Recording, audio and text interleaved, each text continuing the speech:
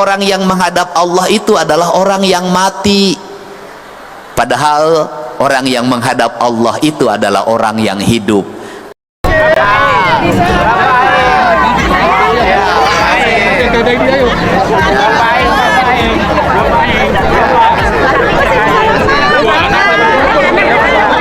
In North Sumatra. So, Jessica, first of all, take us through. Kang Deddy Mulyadi memimpin delegasi Jawa Barat memberikan bantuan miliaran rupiah untuk Aceh, Sumatera Utara, dan Sumatera Barat atau Sumatera pada umumnya yang sedang tertimpa musibah.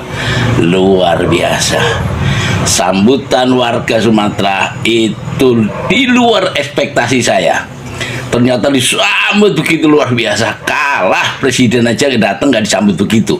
Assalamualaikum warahmatullahi wabarakatuh. Bapak-bapak, ibu-ibu, media internasional pun sampai terkejut dengan sikap heroik Kang Deddy Mulyadi di Sumatera. Ya, tapi di sini kita akan mendengarkan pidato Kang Deddy Mulyadi mengaji Al-Quran. Ya, mungkin nih Ustadz Abdul Somad, Ustadz Adi Hidayat bergetar. Saya rasa bergetar ya teman-teman. Saya pun mendengarkannya nggak bosan gitu. Gak bosan teman-teman. Ya, kayak adem gitu ya. Bergetar sumpah ini pidato Kang Deddy Mulyadi ini. Mungkin ya di luar nalar ekspektasi kita nih, ternyata sambutan Kang Deddy begitu. Ya, masyarakat antusias menyambutnya. Antusias sekali ya, sampai-sampai ada yang merinding banget sumpah. Yuk kita simak dulu pidato dari Kang Deddy ini ya teman-teman. Sebagai gubernur tentunya ada hal yang mendasar yang menjadi amanah leluhurnya orang Sunda, yaitu Sunan Gunung Jati yang dulu bermukim di Cirebon. Sampai ada azan namanya adzan pitu.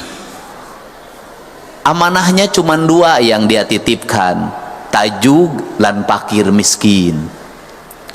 Kalau tajuk ini ya kayak gini, cuman ukurannya dulu kecil.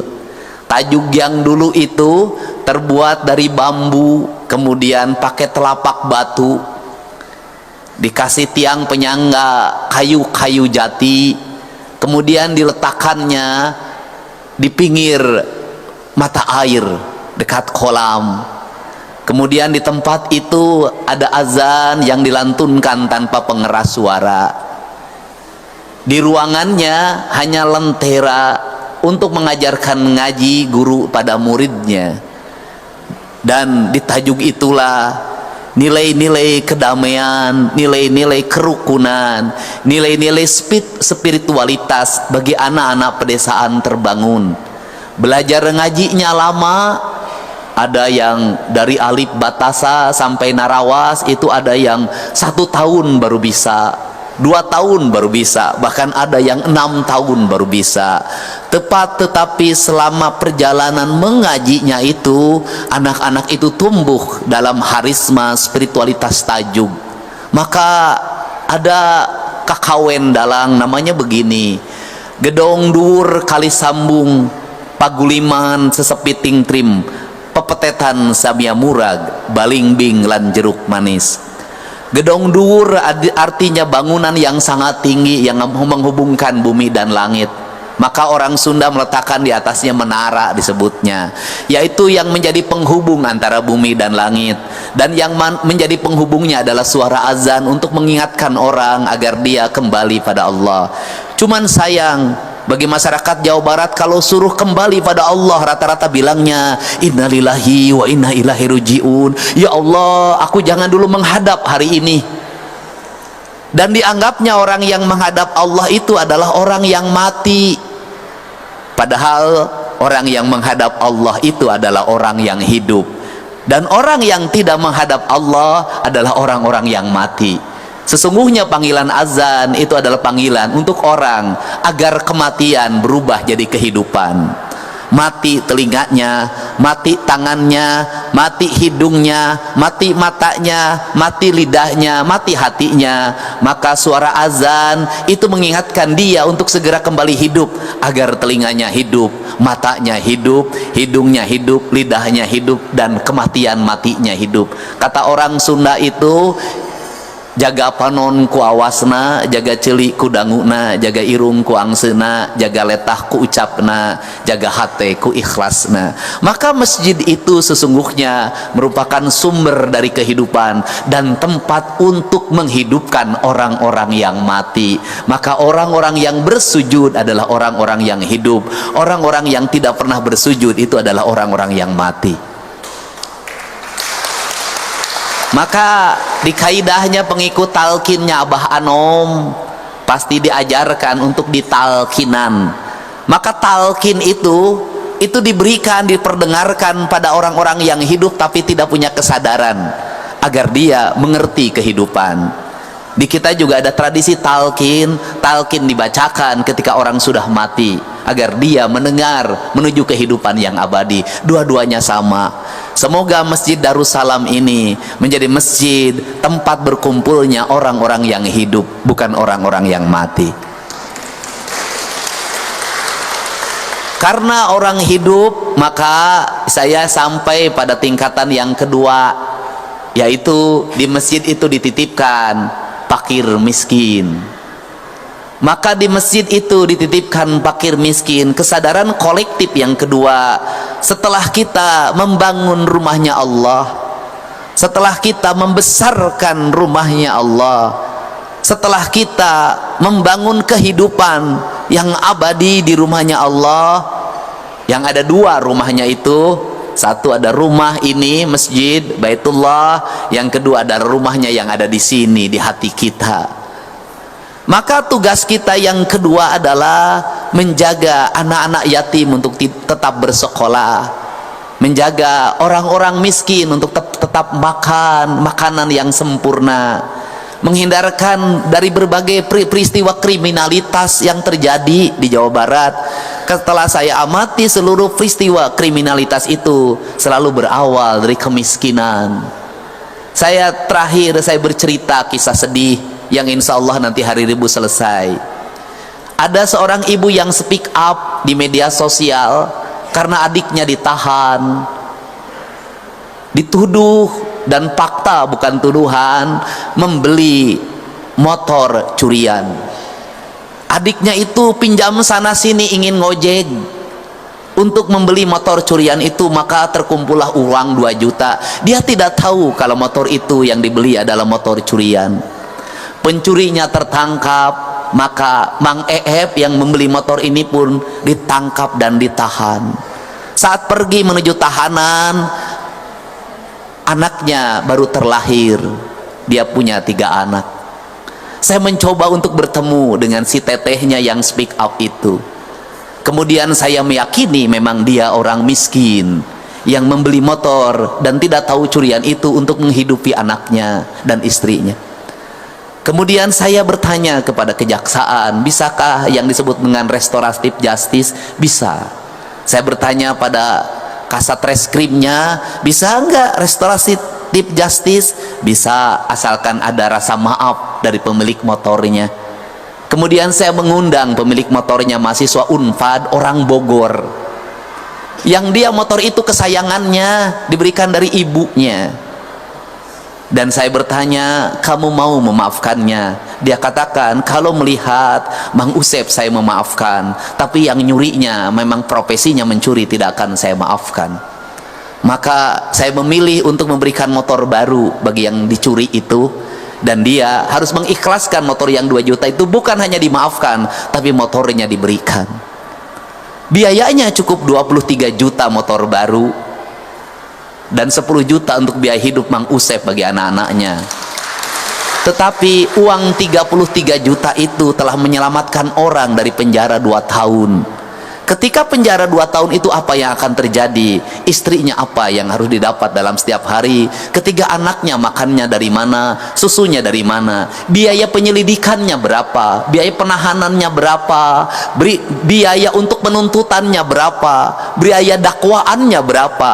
Biaya vonis hakimnya berapa? Biaya LP-nya selama 2 tahun berapa? Mungkin lebih dari 100 juta. Menurut saya lebih adil mengeluarkan 33 juta untuk kebebasan manusia dibanding di penjara 2 tahun lebih dari 100 juta. Semoga tajuk ini, masjid ini menjadi inspirasi untuk membangun rasa adil dalam kehidupan kita. Membangun kesadaran dari tajuk ini akan membangun rasa keadilan, dan akan lebih adil lagi kalau Ketua Majelis Permusyawaratan Indonesia sudah memusyawarahkan keadilan bagi seluruh rakyat Indonesia. Terima kasih. Bagi saya, tidak berarti penyembahannya pada Allah kalau tangannya mengeruk kekayaan alam, menghancurkan ekosistem, menghancurkan ekologi, membuat kerusakan bagi orang. Pokoknya siap.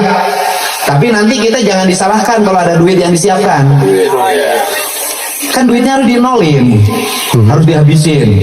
Nah, ketika duitnya harus dihabisin, nah kalau penanganan bencananya terjadi, kita mau pakai duit dari mana? Nah, tapi pokoknya satu hal, kalau nanti ada uang yang disiapkan untuk penanganan bencana, jangan dibilang itu uang yang diparkir. Jangan dibilang itu uang yang disimpan, gitu loh, atau tidak dibelanjakan. Ini kan gitu loh. Nah, ini ya harus penting. Jadi uang yang tersedia harus ada tuh, harus sebenarnya. Kalau 20 miliar, kalau ukuran Jawa Barat sih 200 miliar harus ada sebenarnya untuk bencana. Nah, tapi saya ngomong ke Pak Sekda, mau saya habisin. Daripada saya dibilang diparkir, kemudian TKD saya dipotong lagi. Nah, ini kan, ini penting lah yang gini-gini. Perlu pemahaman mendalam tentang kondisi daerah. Kita ini siapa sih? Kita ini makhluk apa? Nah, Jawa Barat ini kan lama kehilangan jati dirinya. Abang orang Palembang tuh jelas Pak jati dirinya. Sumatera Selatan pasti punya kebanggaan sama Sriwijaya, Pak. Orang Makassar tuh jelas Pak. Orang Sumatera Barat tuh jelas Pak. Orang Jawa Tengah tuh jelas. Orang Jawa Timur ceritanya Mojopahit. Jelas Pak. Orang Jawa Barat, di mana letak kejelasan ideologi dirinya? Dari mana dia berasal? Siapa silsilah karuhunnya? Karuhun itu kan, saya ngomong tentang karuhun itu di Jawa Barat itu sesuatu yang tabu diomongin, ya kan? Karuhun itu leluhur. Kan saya ngajarin sebenarnya. Lah, kita ngomong tentang nasionalisme.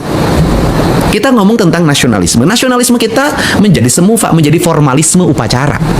Formalisme upacara. Iya, yang disebut dengan seorang nasionalis itu formalisme upacara. Mengikuti upacara-upacara, kemudian menggunakan pakaian-pakaian yang dianggap nasionalis. Yang paling lucu pakai nasionalis itu pakai jas, pakai dasi. Kan upacara kita selalu ditandai itu dari dulu. Nasionalis tuh. Padahal jas dasi kan bukan bajunya nasionalis kita. Nah, bagi saya nasionalisme itu adalah keterikatan kita pada leluhur kita. Kalau orang terikat sama leluhurnya, maka dia akan terikat pada tanahnya, pada airnya, pada udaranya, dan pada cahaya matahari. Wow. Bagi orang adat, itu yang disebut papat kelima pancer ya, di Sunda, kan? Yaitu kan tanahnya itu hitam warnanya, airnya warnanya putih, udaranya berwarna kuning, api itu warnanya merah. Yang orang Bali punya ajaran Tihiti Karana, orang Sunda punya ajaran papat kalimat tunggal. Itu kan, sedangkan undang-undang dasar kita menegaskan tentang manusia Indonesia seutuhnya. Nah, kalau manusia Indonesia seutuhnya berarti dia harus utuh, punya keterikatan batiniah, punya keterikatan lahiriah dengan seluruh alam di mana dia berasal dan di mana dia hari ini berpijak. Nah, keterikatan itu akan melahirkan ikatan moral. Makanya saya katakan di Sunda, sebenarnya kalau kita kembali pada ajaran Sunda, itu nggak ada jual beli tanah sebenarnya. Kan nggak boleh. Nggak ada jual beli tanah. Masa negara diperjualbelikan gitu loh. Itu perspektif kebudayaan loh. Dan itu menjadi hukum yang mengikat pada dirinya, pada keterikatan pada alamnya. Nah, sehingga kalau ngomong, ini kita masuk lagi pada wilayah-wilayah ketuhanan. Nah, pertanyaannya adalah, ketika kita menjadi makhluk spiritual, makhluk beragama, Ya kan? Kita kan langsung mengklaim diri kita beriman pada Allah. Ketika beriman pada Allah, maka kita berserah diri pada Allah. Pertanyaan yang berikutnya adalah ketika berserah diri pada Allah itu, kita harus mengikuti hukum Allah. Hukum Allah mana yang mengikat diri kita dalam setiap waktu?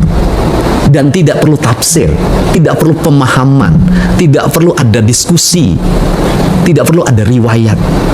Adalah hukum Allah yang sudah pasti tidak ada pemahaman dan terasa langsung oleh diri kita, adalah hukum kausalitas, hukum sebab akibat, hukum alam.